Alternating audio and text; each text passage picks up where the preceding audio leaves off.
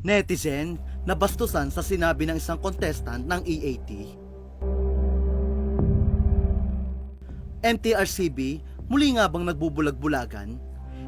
MTRCB Chairman Lala Soto, talaga bang walang nakikitang mali sa programa ng kanyang ama at mga tiyuhoy na EAT? Tila kumbinsido na ang maraming netizen na it's showtime lang ang pinag-iinitan ng MTRCB.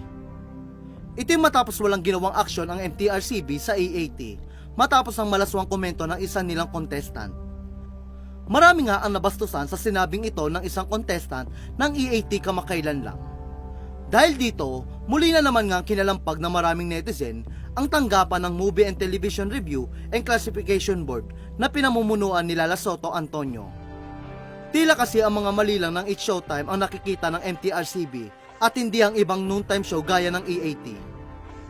Inireklamo ngayon ng maraming netizen ang noontime show ng TVJ